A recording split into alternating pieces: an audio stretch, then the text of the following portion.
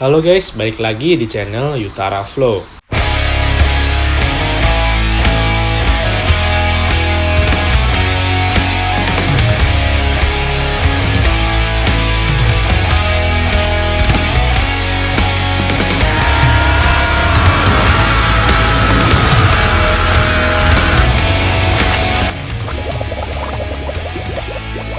Kali ini Mimin akan menyampaikan teori tentang karakter-karakter dari Kimetsu no Yaiba yang berpeluang menjadi Hashira atau pilar. Seperti yang kita tahu, level Hashira adalah level tertinggi dari para pemburu iblis. Untuk menjadi seorang Hashira tidaklah mudah.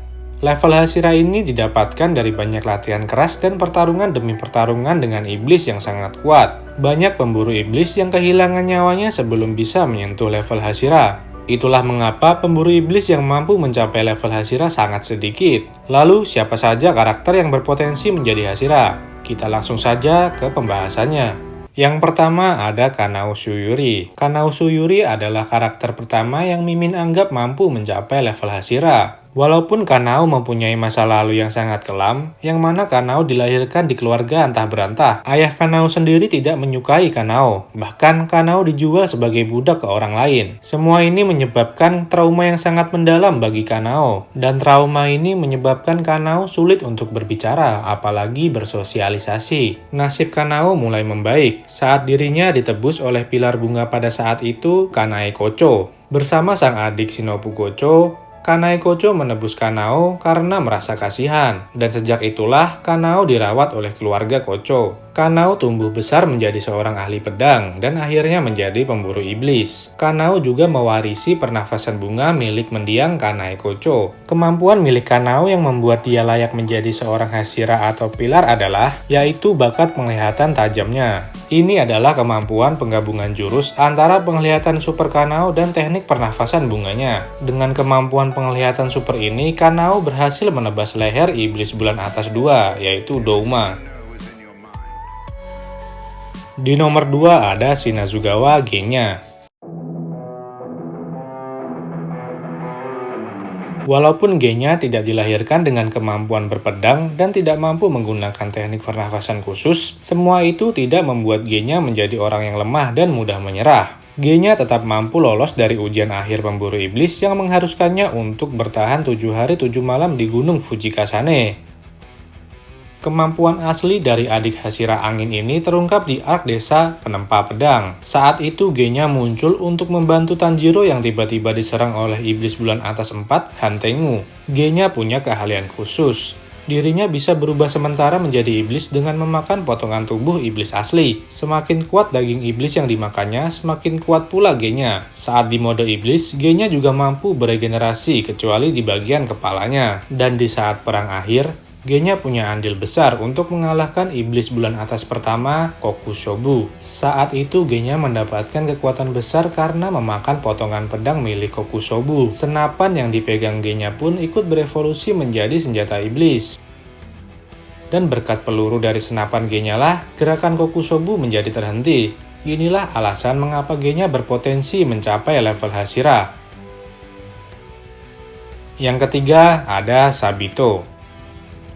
Ya, Sabito. Mungkin banyak dari kalian yang bertanya-tanya, kenapa Mimin memasukkan Sabito ke dalam list ini? Faktanya, bahkan Sabito tidak lulus ujian akhir pemburu iblis. Tapi, bagi kalian yang sudah membaca manganya, pasti tahu sekuat apa Sabito itu. Terungkap, ternyata Sabito adalah teman seangkatan pilar air yang sekarang, yaitu Tomioka Gyu. Gyu menjelaskan kalau dia berhutang nyawa kepada Sabito, karena di ujian akhir semua iblis dikalahkan oleh Sabito demi menyelamatkan semua peserta ujian termasuk Gyu. Apabila saat itu Sabito tak kelelahan karena melindungi semua peserta ujian, pasti Sabito mampu mengalahkan iblis abnormal itu dan menjadi seorang pilar air, ungkap Tomioka Gyu. Bahkan ingatan ini membuat Tomioka Gyu merasa tidak pantas disebut sebagai pilar air. Karena menurut Tomioka Gyu, Sabito lah yang harusnya menempati posisi pilar air ini.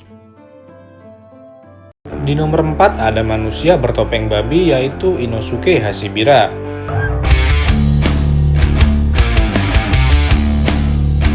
Sejak kecil, Inosuke terpaksa bertahan hidup sendiri di gunung, karena ibunya terpaksa membuang Inosuke sebab saat itu ibunya dikejar-kejar oleh iblis bulan atas 2, Douma. Karena tak ingin Inosuke mati, ibunya membuangnya ke sungai agar Inosuke selamat.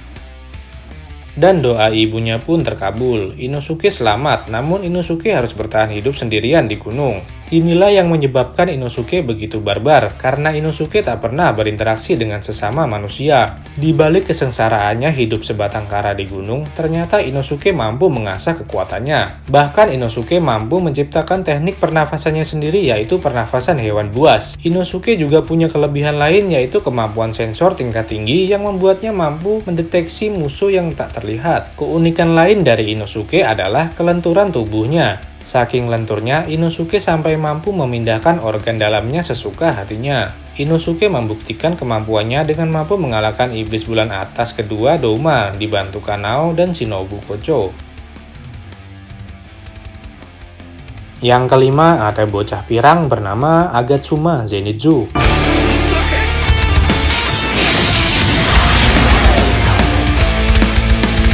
Zenitsu adalah karakter yang memiliki banyak sekali sifat negatif, seperti gampang panik, merasa putus asa, dan penakut. Tetapi faktanya, Zenitsu mempunyai dua kepribadian. Kepribadian keduanya yang tenang dan mematikan inilah yang membuatnya pantas menjadi seorang pilar. Zenitsu mewarisi teknik pernafasan petir milik kakek Jigoro, yang dulunya juga seorang mantan pilar petir. Walaupun kenyataannya, Zenitsu hanya mampu menguasai satu teknik pernafasan petir, yaitu teknik pertamanya saja. Namun dengan satu teknik ini saja, Zenitsu mampu lulus ujian akhir memburu iblis. Potensinya semakin terlihat saat mampu membantu Tanjiro dan kawan-kawan memenggal kepala iblis bulan atas 6 Daki. Tidak sampai situ saja.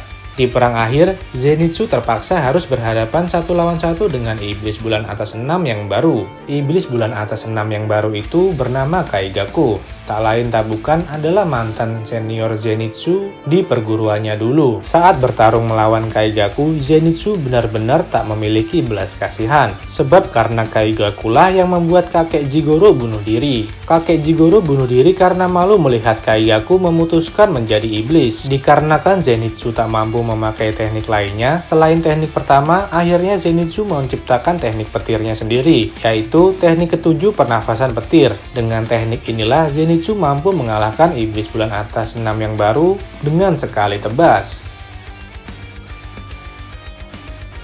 Yang terakhir tentu saja sang karakter utama, yaitu Kamado Tanjiro. Tidak perlu diragukan lagi kemampuan dari Kamado Tanjiro. Faktanya di zaman Tanjiro hidup, hanya dia yang mampu memakai teknik pernafasan matahari. Bagi yang belum tahu, teknik pernafasan matahari adalah asal-usul dari semua teknik pernafasan. Penciptanya adalah pendekar pedang hebat bernama Sugikuni Yorichi. Dengan teknik pernafasan matahari inilah Muzan hampir terbunuh di tangan Yorichi. Saking sulitnya teknik pernafasan matahari, hanya sedikit orang yang mampu menguasainya. Salah satunya Tanjiro. Tanjiro memang ditakdirkan untuk mampu menguasai teknik ini. Tanjiro membangkitkan teknik pernafasan matahari ini di saat dirinya diambang kematian. Kemampuan kedua Tanjiro memiliki tanda pemburu iblis. Di eranya, Tanjiro lah yang pertama membangkitkan tanda pemburu iblis ini. Apabila tanda ini muncul, pemburu iblis akan meningkatkan kemampuannya dengan pesat. Kemampuannya yang ketiga, Tanjiro mampu menguasai teknik langkah kecepatan dewa milik Zenitsu. Berikutnya adalah kemampuan spesial milik Tanjiro. Tanjiro mampu menguasai kemampuan khusus pendekar pedang tingkat tinggi, yaitu penglihatan dunia tembus pandang. Saat Tanjiro berada dalam mode dunia tembus pandang, kekuatan Tanjiro akan meningkat pesat dan mampu melihat organ dalam musuhnya yang membuatnya mengetahui titik lemah musuhnya. Dan di saat mode dunia tembus pandang ini aktif, Tanjiro menghilangkan semua emosi dalam dirinya. Hal ini makin membuat musuh Tanjiro tak mampu memprediksi pergerakan Tanjiro. Teknik dunia tembus pandang ini Tanjiro bangkitkan saat melawan iblis bulan atas 3, Akaza. Oke teman-teman, itu saja video teori kali ini. Apabila teman-teman mempunyai pendapat lain, silakan tulis di komentar. Atau mungkin menurut kalian ada karakter lain yang mampu mencapai level Hashira. Jangan lupa like dan subscribe. And see you guys, bye!